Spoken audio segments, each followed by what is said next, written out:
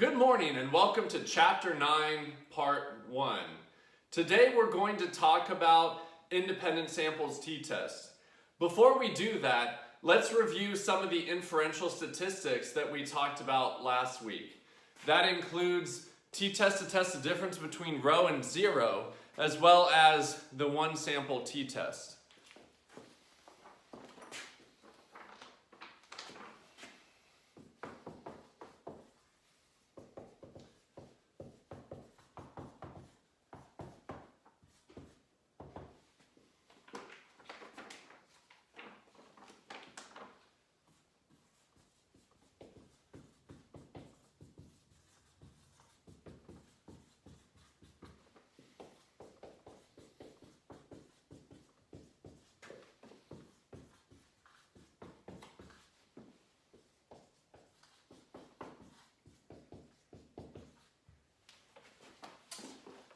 So remember, when we're dealing with inferential statistics, we're able to make a statement about a population based on sample data.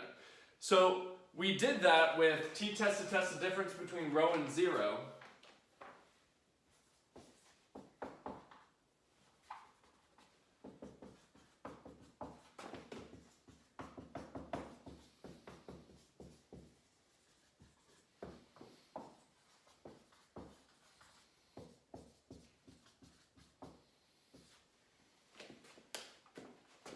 And when we were looking at t-test to test the difference between rho and zero, our sample data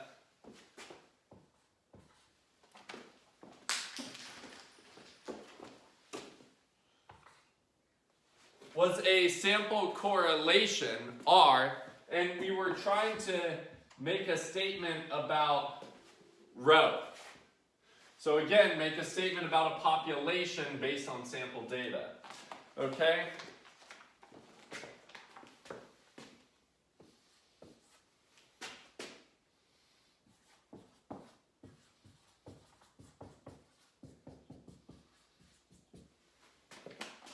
So then the next one we looked at was a one sample t-test. And in the one sample t-test, we are trying to make a statement about mu based on our sample mean. So we calculated the sample mean, and then we are trying to make a statement about the population mean. Okay?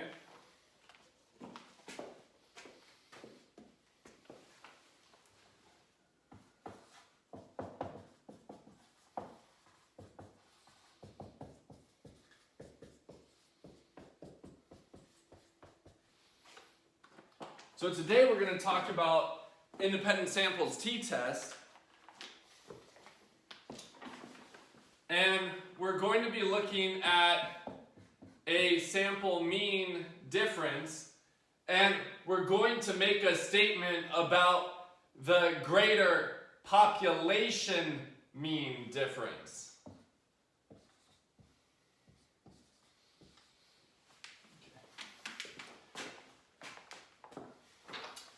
So all of these procedures are called inferential statistics, okay? And as you can see, what's changing is the type of data we're dealing with, okay? But no matter the type of data we're dealing with, we're always making a statement about the greater population based on sample data. Okay, so that's a good review. Let's go ahead and continue with the main lecture. So I'm going to go ahead and erase this right now.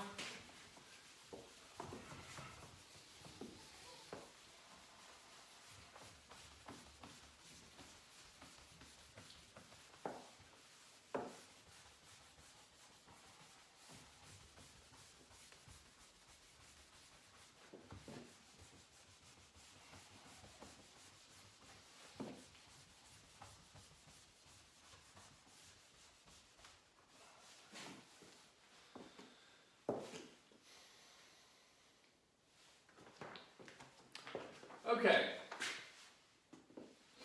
so here's our data for today, okay?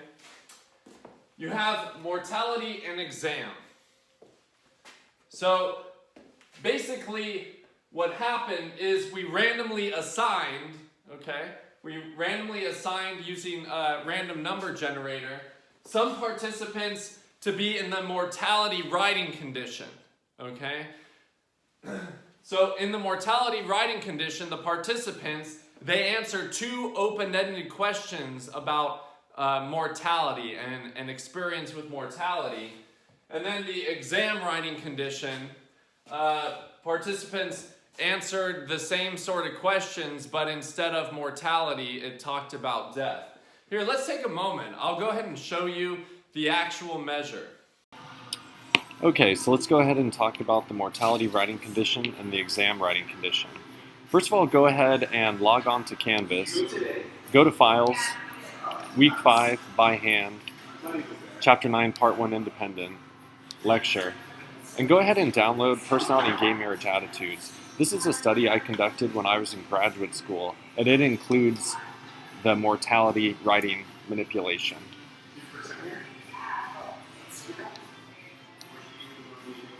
Okay, here you go. So the mortality writing condition includes two open-ended questions regarding mortality. The first one says, please briefly describe the emotions that the thought of your own death arouses in you.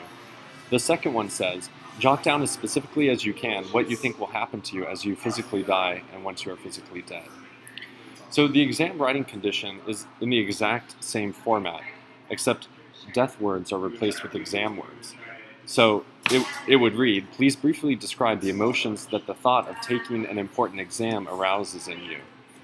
And then jot down as specifically as you can what you think will happen to you as you're taking an important exam and once you are done taking the important exam. Okay, so that's the mortality writing condition and the exam writing condition. Okay, so there you have it. That's the actual measure. So these are their scores on negative emotion.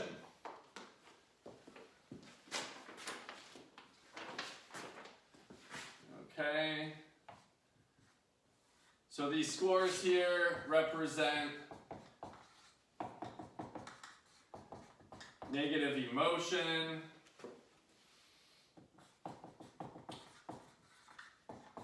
Higher scores mean more negative emotion. Okay, and lower scores mean less negative emotion. But let's go ahead and draw this out. Okay, so step one, let's identify the independent and the dependent variables.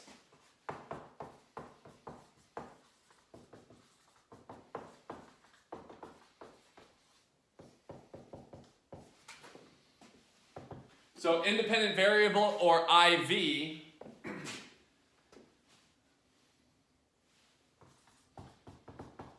is going to be the writing condition.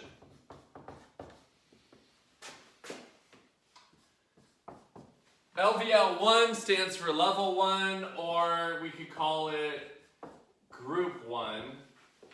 Okay, so one group wrote about mortality.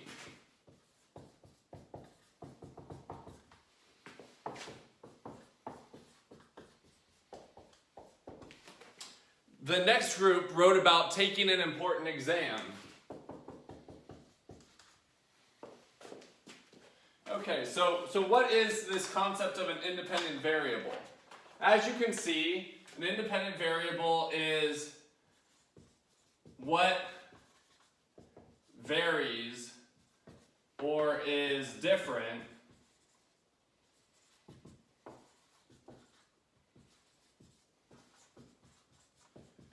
between groups. And clearly what is different between these groups is some of our sample were randomly assigned to write about mortality, and then the others were randomly assigned to write about taking an important exam. So that's what's varying or different.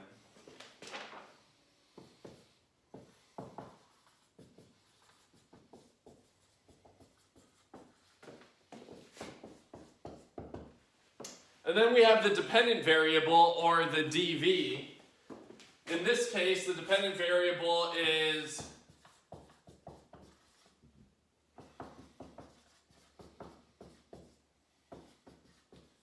their negative emotion score. So the dependent variable can be defined as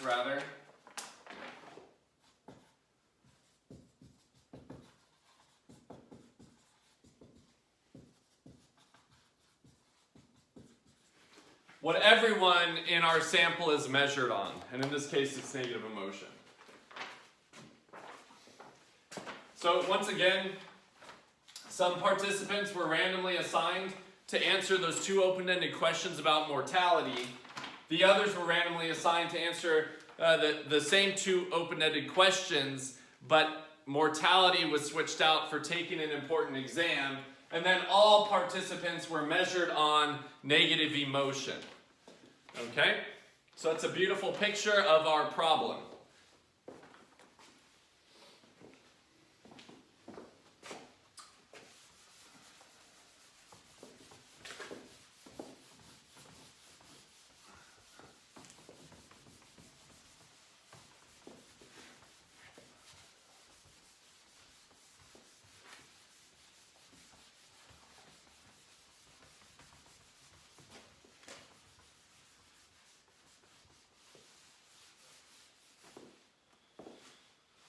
Okay. So that was step one. Step two, we're going to note the null and alternative hypotheses.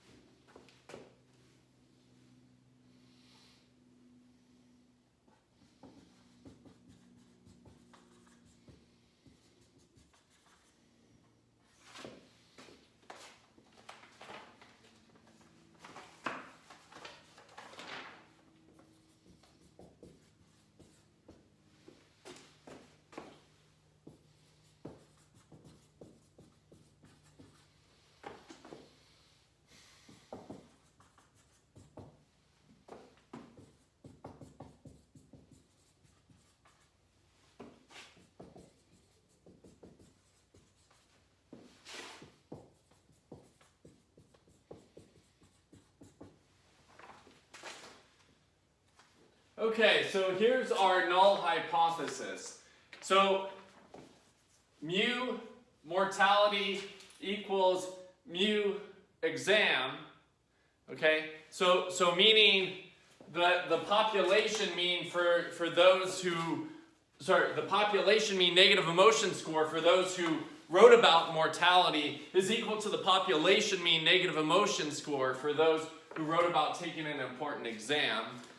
Or the better way to think about it in this case, because it really goes along with the logic of the problem, is going to be the population mean negative emotion score for those who wrote about mortality minus the population mean negative emotion score for those who wrote about taking an important exam is equal to is equal to 0, meaning that there is no difference in negative emotion in the population for those who focus on death and those who focus on taking an important exam.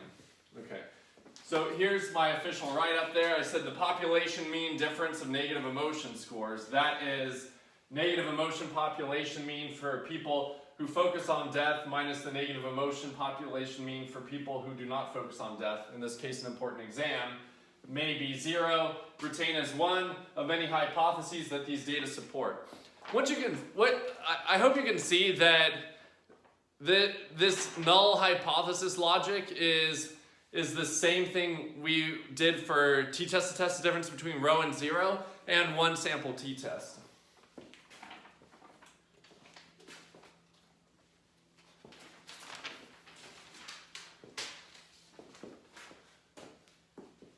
Okay, you're good. I'm going to go ahead and erase this. So once again though, these are saying the same thing, but what I would focus on for the logic of this problem is I would focus on this one and how we interpreted it there.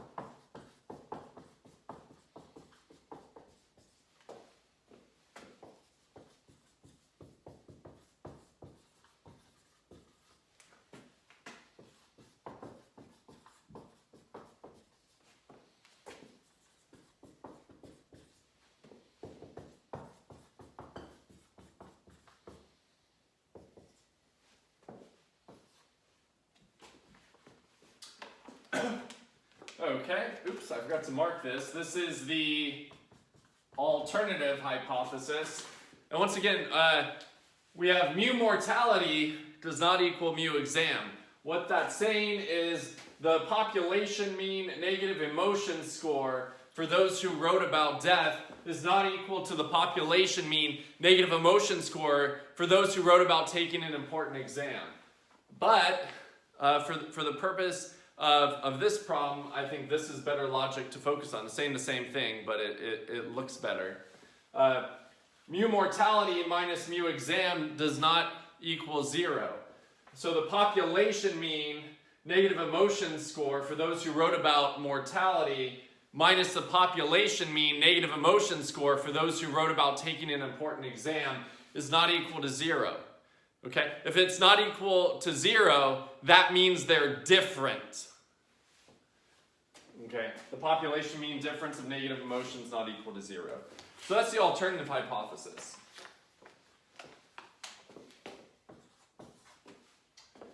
Step 3, we're going to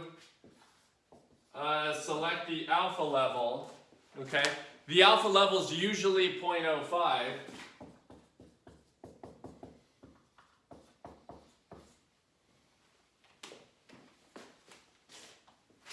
Okay, and we're going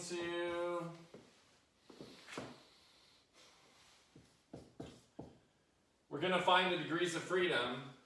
The degrees of freedom for an independent samples t-test is going to be n minus 2. Okay.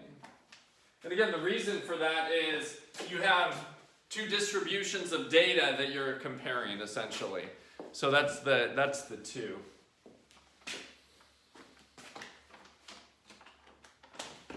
Okay, degrees of freedom, so n is going to be 15. Are we sure? Let's check.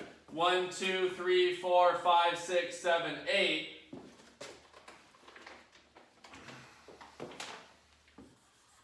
So we have 8 participants that were randomly assigned to write about mortality. 1, 2, 3, 4, 5, 6, 7. 7 participants that were randomly assigned to write about taking an important exam. So that's a total of 15 minus 2. We have 13 degrees of freedom.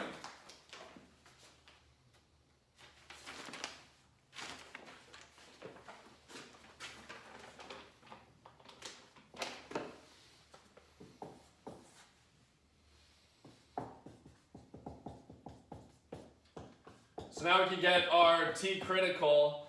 Remember, we use our alpha level, which is 0.05, and our degrees of freedom, which are 13, in order to figure out the critical value.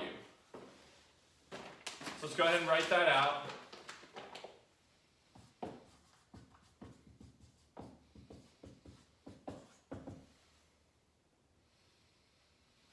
Okay, so alpha 0.05, 13 degrees of freedom.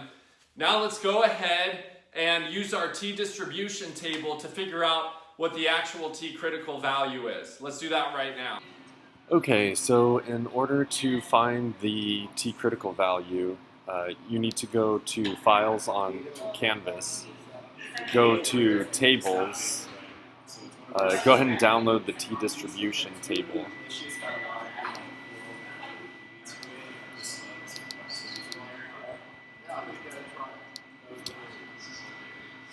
Okay, I'm going to go ahead and zoom in.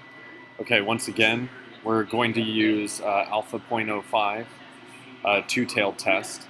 So we're always going to be using this row when we're looking at the T table. Okay, so alpha 0.05 and find where that intersects with 13 degrees of freedom. Okay, so alpha 0.05, 13 degrees of freedom. Perfect. So there we go. So for this problem, our T critical value is going to be 2.16. Okay, so we found out that our actual T critical value is going to be 2.16. Okay, perfect.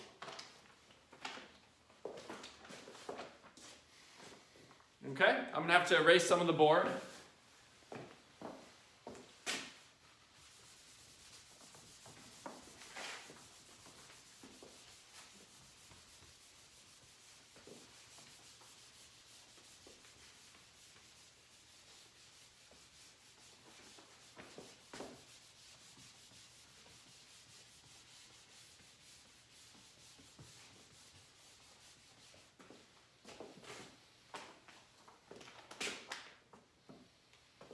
It's going to be like step 5 continued. We're going to draw our picture. Remember, we have to put the T critical on the negative side and the positive side.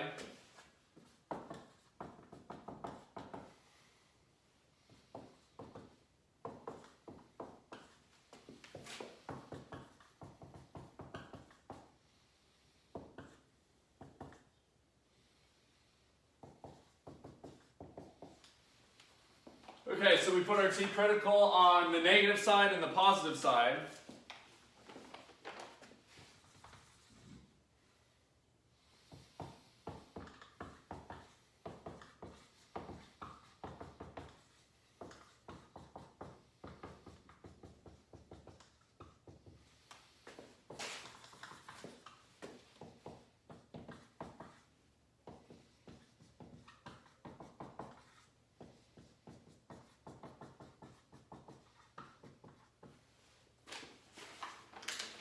Okay, so if our T obtained is lower than this T critical or higher than this T critical, then we're going to reject the null hypothesis and say P is less than 0.05 and conclude there's a significant difference in negative emotion between those who focus on mortality and those who focus on something non-mortality related, in this case taking an important exam.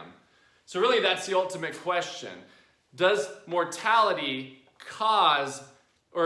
focusing on mortality cause greater negative emotion than focusing on something like taking an important exam that, you know, causes a fair amount of anxiety?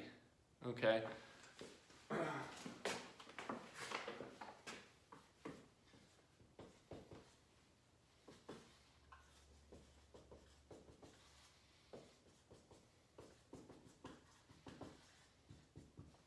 So then if your T obtained is in the middle here, then you conclude that P is greater than 0.05 and you're going to retain the null hypothesis. And in doing so, you're going to conclude that there's not a significant difference in negative emotion between those who, you know, focus on death and those who focus on taking an important exam. And, you know, as you know, as students, and I know as a faculty member and a former student, taking exams causes a lot of anxiety. And I think in a way, death is kind of a lot further away than that exam. So, you know, you could kind of see the argument there. Okay, so there we have that. What I'm going to do is I'm going to give you the standard deviation and the mean for each distribution of data, and then I'm going to go ahead and erase the distributions of data because I want to leave our rejection region on the board. So let's do that.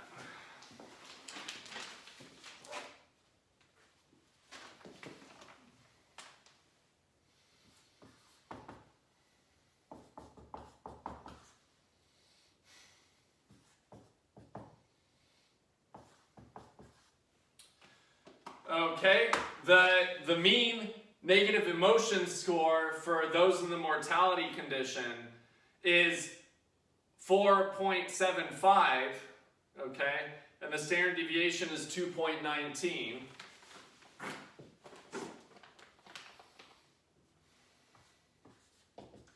Now for the exam condition, the mean is 5.29 and the standard deviation is 2.21. Okay, so go ahead and write those down, and then I'm going to erase those data.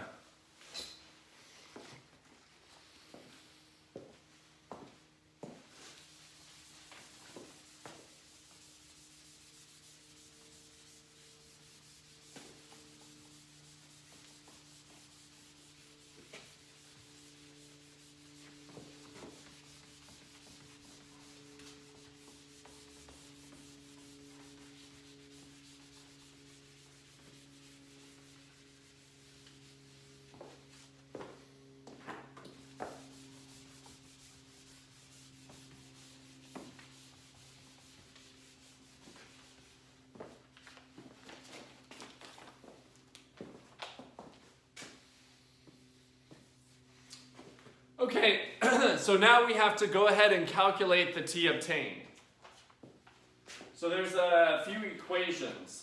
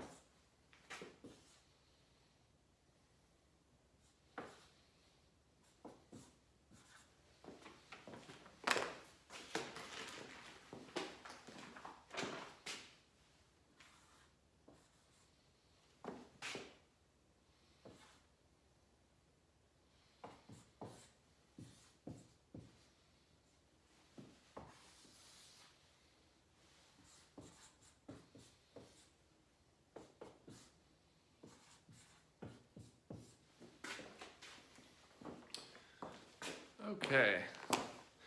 I think you can see that okay. So that's good.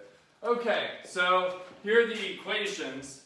So here's our main T obtained equation. T equals x bar 1 minus x bar 2 divided by the standard error of the mean difference. So in this case, I'm marking it x bar 1 and x bar 2. You just have to make your decision whether you're going to have mortality as x bar 1 or exam as x bar 1. And then continue it throughout the problem. Okay? So pick which distribution is 1 and which one is 2. Okay. And then this standard error of the mean difference is identified by the square root of s squared pooled multiplied by 1 divided by n plus 1 divided by n based on the distribution. And then you have x squared pooled, which is n1 minus 1 multiplied by the variance or the standard deviation squared for the first distribution plus n2 minus 1 multiplied by the standard deviation squared of the second distribution divided by n1 minus 1 plus n2 minus 1. And this may seem like it's a lot of work, but it's actually not so bad. So which equation do we start with? We need to start with the equation on the bottom, okay? So I'll go ahead and write this in black, because I'm still not too sure about the green.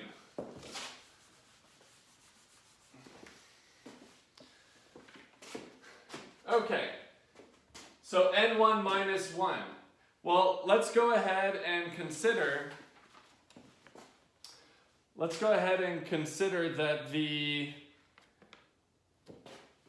mortality distribution is the first distribution. So n1 would be 8, because the mortality distribution has 8 participants in it, minus 1, multiplied by the standard deviation squared. The standard deviation of the mortality distribution is going to be 2.19. Okay. Now we're going to add n2, which is the sample size of the exam condition, okay, which is going to be 7 minus 1. Okay, and then we're going to multiply that by the standard deviation of the exam condition, which is going to be 2.21 squared.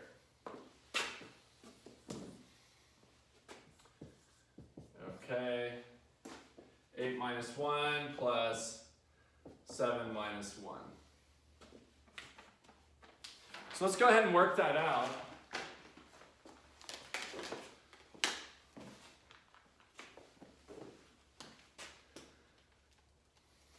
All right, 2.19 squared is going to be 4.7961 multiplied by 7. So you're going to get about 33.57 on this side. And then over here you have 2.21 squared, okay? Which is 4.8841 multiplied by 6, which is 29.30 about. Okay? And the bottom is going to be 7 plus 6, right?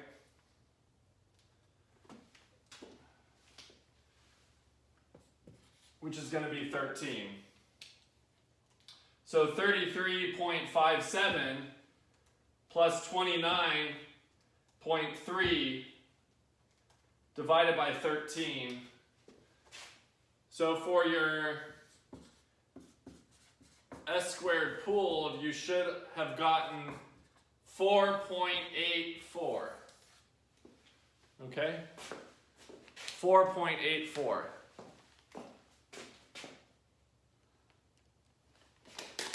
Let's go ahead and take a look at the next equation.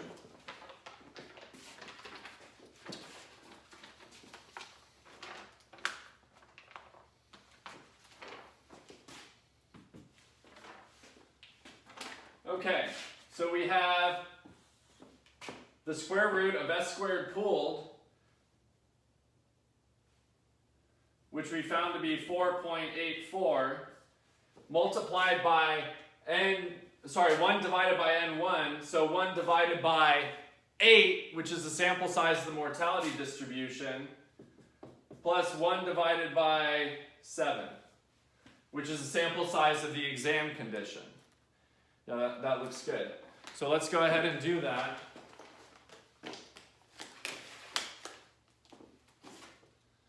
Okay, we have 1/8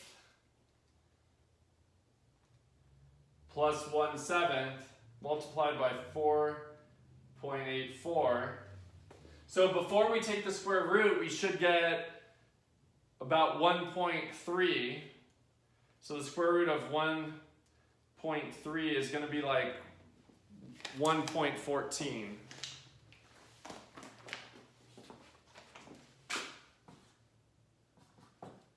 So the standard error of the mean difference is going to be 1.14.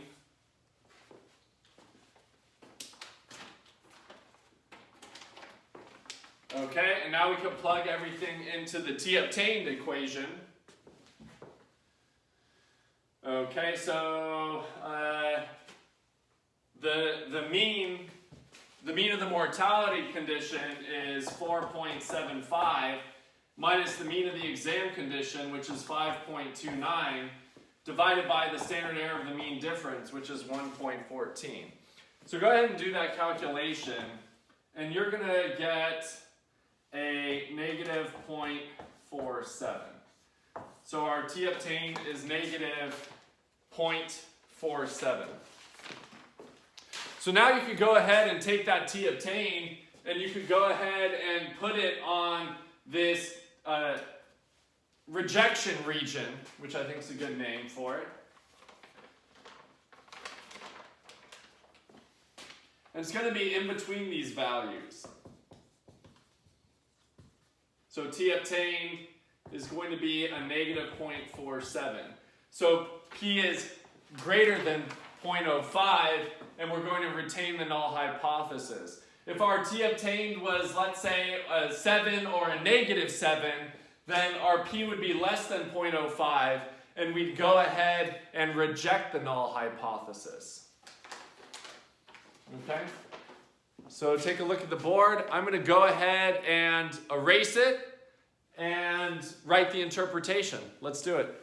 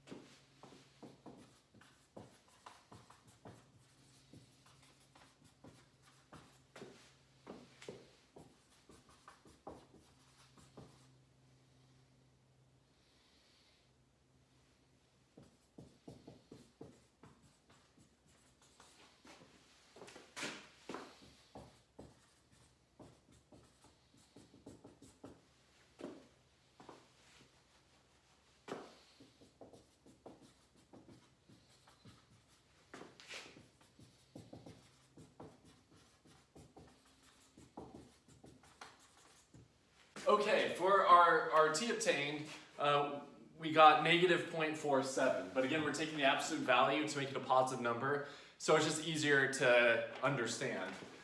So our t obtained negative 0.47 absolute value is less than our t critical absolute value negative 2.16. P is greater than 0.05. Because P is greater than 0.05, and it was in that part of our rejection region graphic, then we're going to retain the null hypothesis. Because we're retaining the null hypothesis, we're going to interpret the null hypothesis. The population mean difference of negative emotion may be 0. Retain is one among many hypotheses that these data support. Specifically, focusing on mortality does not lead to a significant increase in negative emotion relative to not focusing on mortality. In this case, focusing on an important exam. So we have some more to write here.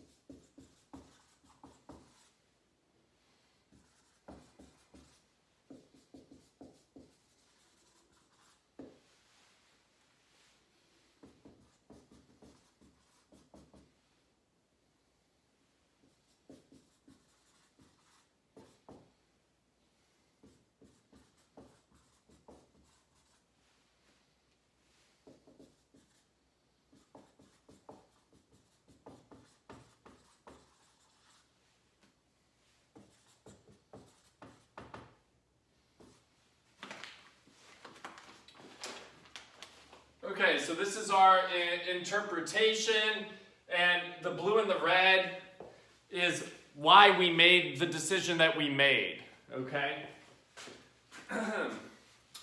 The probability of the actual data obtained in this case is the sample mean difference. As pointed out in the beginning of this video, in other problems like t-test to test the difference between row and zero in one sample t-test, the sample data was different. Okay? So the probability of the actual data obtained, the sample mean difference, negative 0.54 equals 4.75 minus 5.29. So the mortality mean minus the exam mean. If the null hypothesis is true, the null hypothesis is saying that mu mortality minus mu exam equals 0. That means that mu mortality and mu exam are the same number, right? That's how it's going to equal 0. It's greater than 5%. So the probability of the actual data obtained, so getting the sample mean difference that we got, if there's no if there's no population mean difference, is greater than 5%. Because of this large probability, it is concluded that the mean difference of the population from which the sample was drawn may be the mean difference specified by the null hypothesis, one among many. Once again, to better understand this, we have to draw our picture.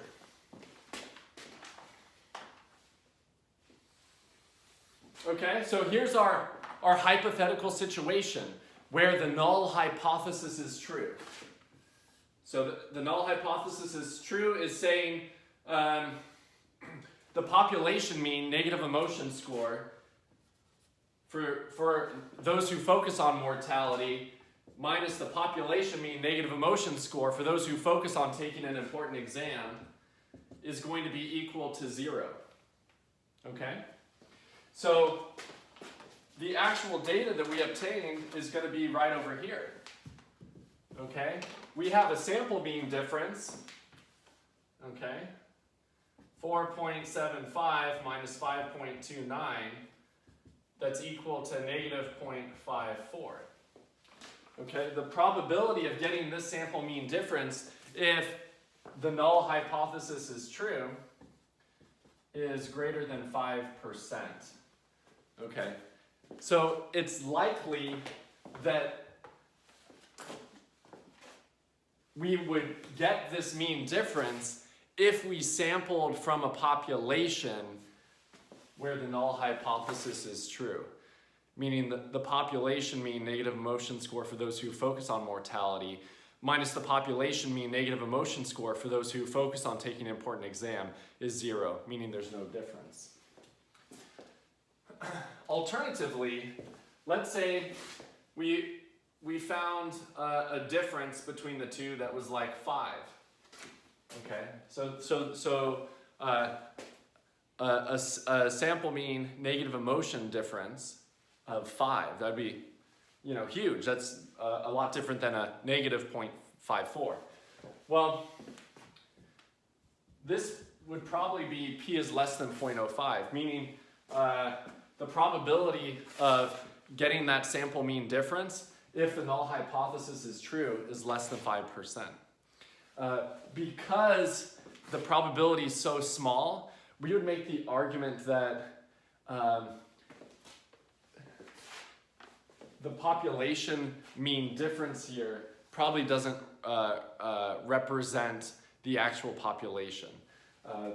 So going back here, because of this large probability, well, in that case it would be because of this small probability, it is concluded that the mean difference of the population from which the sample was drawn may not be the mean difference of the null hypothesis. Okay, so if we got a 5, p is less than 0.05, we would say that it's not likely that the null hypothesis represents the population.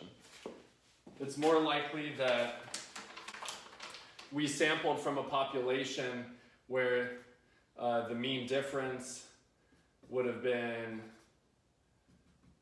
I don't know. We can never know exactly what it is, but maybe let's say where the population mean difference is 4. Okay, so it's the same sort of logic we used in the two previous problems. So let me erase this hypothetical and let's go back to the real data. Okay.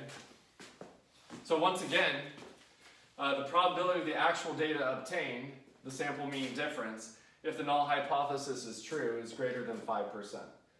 Okay, so the probability of getting what we got if the null hypothesis is true is greater than 5%.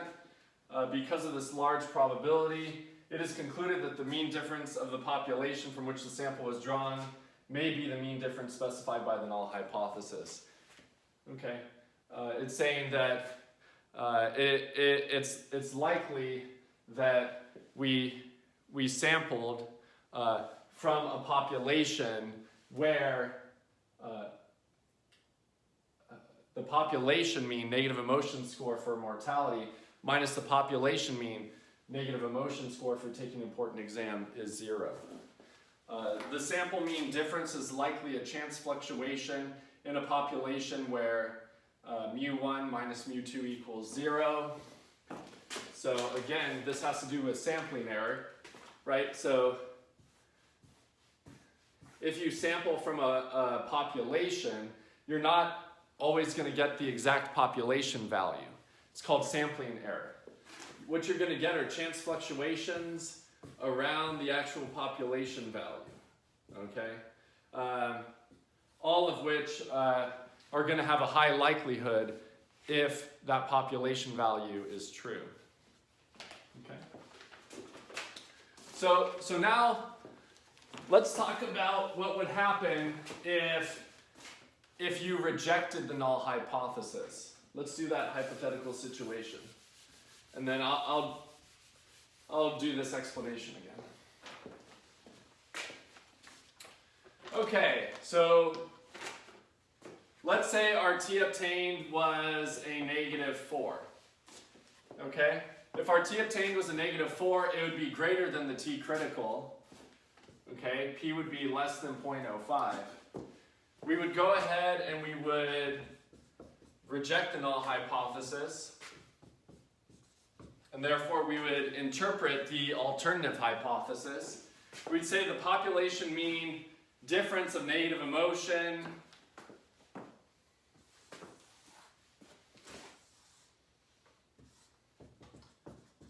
is not equal to 0.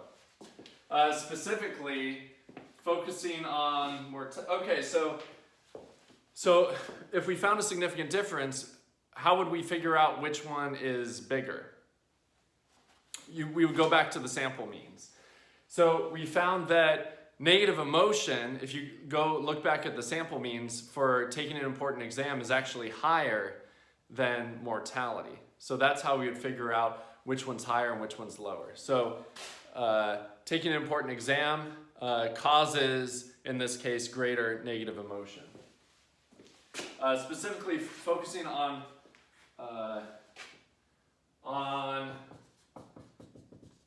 taking an important exam,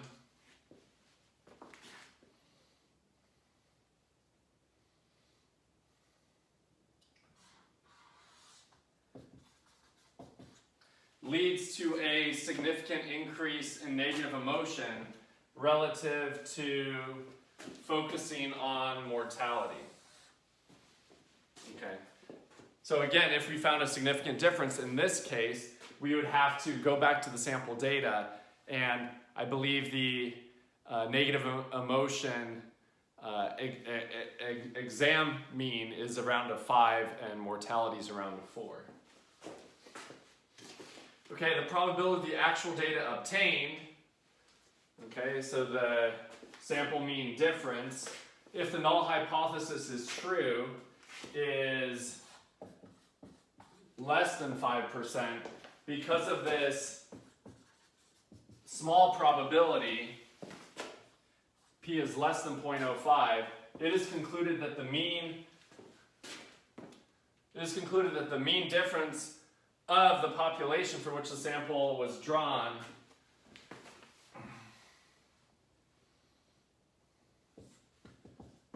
is not the mean difference specified by the null hypothesis.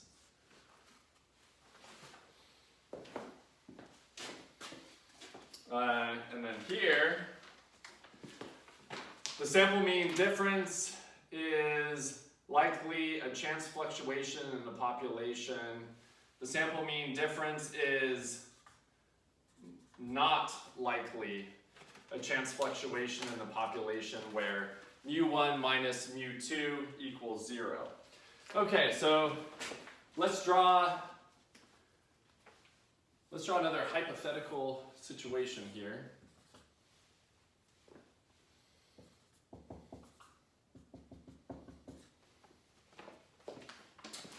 Okay, so once again, this is a population where the null hypothesis is true. The population mean negative emotion score for those who focus on death minus the population mean negative emotion score for those who focus on taking an important exam is equal to 0. Okay?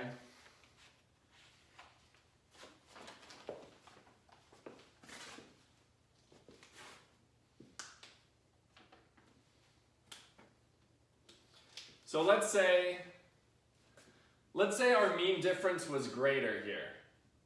Okay, so let's say exam was 10 and mortality was 5, so the difference would be a negative 5. Okay, that fits the problem better if we reject, right? So let me write that up there. So that'd be saying negative 5 equals 5 minus 10. Okay? So the probability of the actual data obtained, the sample mean difference, in this case, in this hypothetical case, where we reject the null hypothesis, would be p is greater than 0.05. Okay? Because of this small probability, p is less than 0.05, it is concluded that the mean difference of the population from which the sample was drawn is not the mean difference specified by the null hypothesis. All that's saying is if we sample from a population where the null hypothesis is true, we're not likely to get the sample data that we got, right? So because of this reason, we're going to conclude that the actual population value is going to be closer to this number. Perhaps mu mortality minus mu exam is equal to like a negative 4. We don't know what it is, but based on our sample data, we're saying that that population value just can't be true. The sample mean difference is not likely a chance fluctuation in a population where mu mortality minus mu exam equals 0. Remember, chance fluctuations are going to be p is greater than 0.05.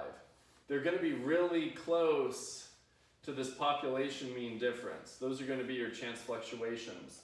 If you have a difference that is this great, p is less than 0.05, it's not likely a chance fluctuation, okay, in a population where this null hypothesis is true, okay? So there you have it.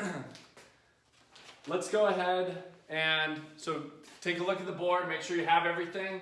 I'm going to go ahead and erase it, and then I'm going to go over confidence interval and effect size.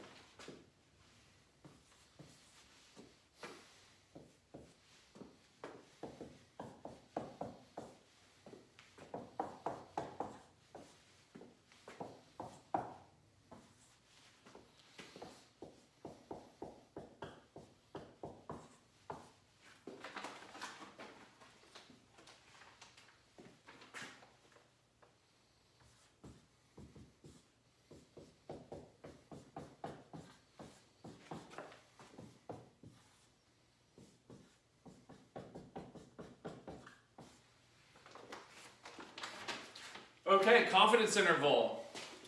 We have our LL, or our lower limit, which is sample mean 1 minus sample mean 2 minus T alpha multiplied by the standard error of the mean difference. And then we have the upper limit, which is the same, except we're adding. So let's go ahead and do that. So once again, I'm calling sample mean 1 the negative emotion mean for the mortality condition. So 4.75 minus 5.28. I'm going to do that first, then I'm going to subtract T alpha is going to be our T critical, which we found to be 2.16. And then the standard error of the mean difference is going to be 1.14. Okay, we could do the same down here. It's going to be exactly the same except we're adding. Add.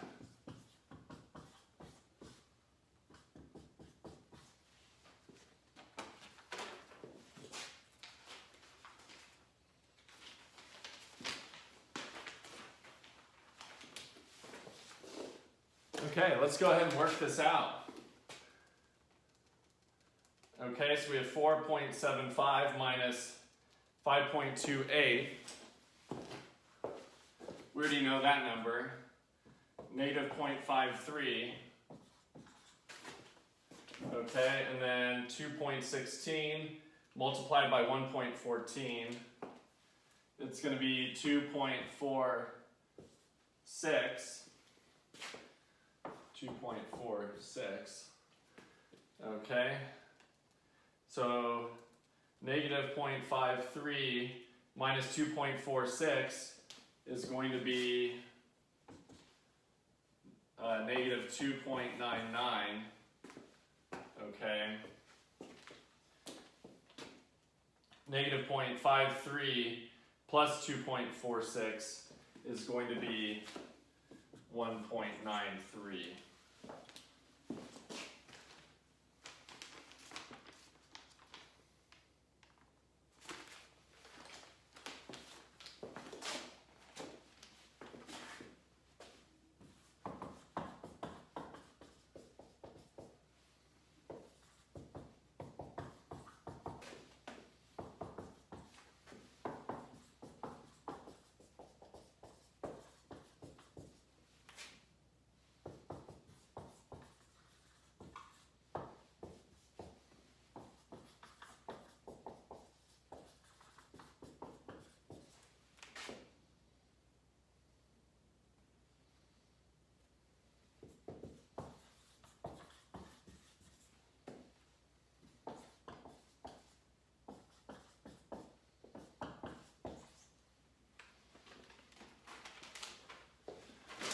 Okay, so we're 95% confident that the population mean difference of negative emotion, so the population mean difference is the population mean negative emotion for those in the mortality condition minus the population mean negative emotion for those in the exam condition is between negative 0.299 and 1.93.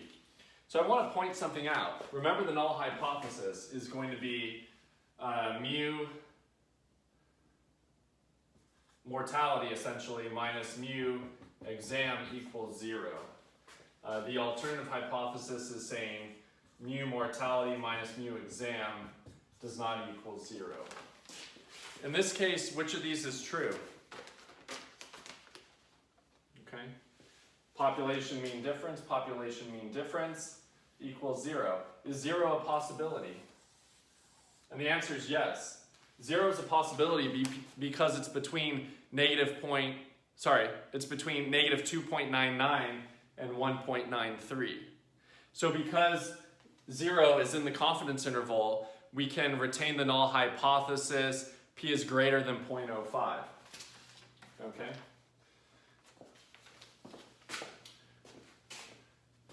For this to be true, our confidence interval would have had to be something like 95% confident that the population mean difference in negative emotion is between 0.5 and 1.93.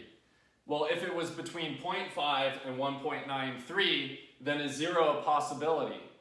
No, it's not. Okay? So we would reject the null hypothesis, interpret the alternative hypothesis, p is greater than 0.05.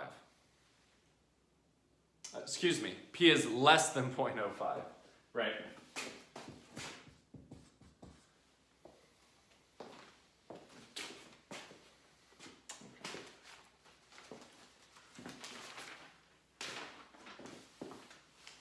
Okay, so there's our confidence interval for independent samples t-test. The last thing we have to do is effect size. Let's go ahead and do it.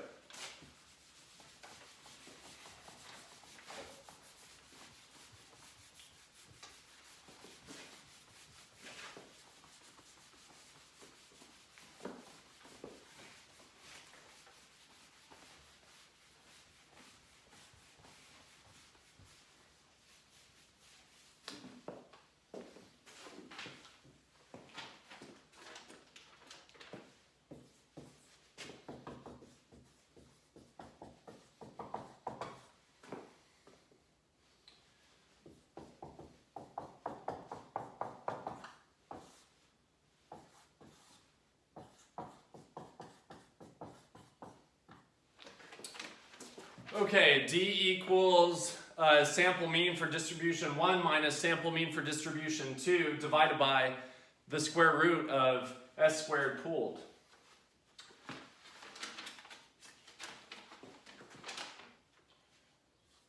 So D equals 4.75 minus 5.29 divided by the square root of 4.84. Okay, so go ahead and work that out. And you should get a D of negative 0.25.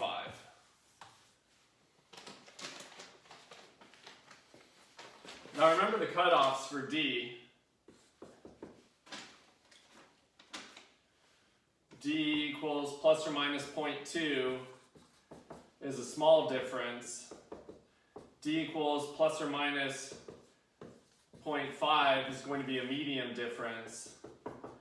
D equals plus or minus 0.8 is going to be a large difference.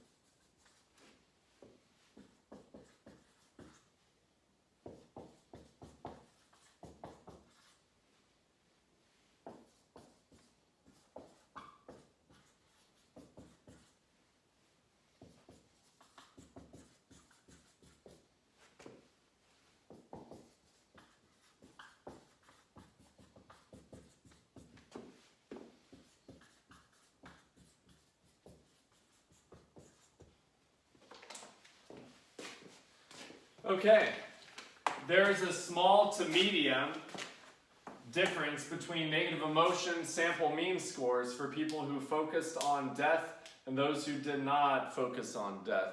And realistically, because there was just a small, pretty much a small difference, small to medium difference, that's why we weren't able to reject the null hypothesis.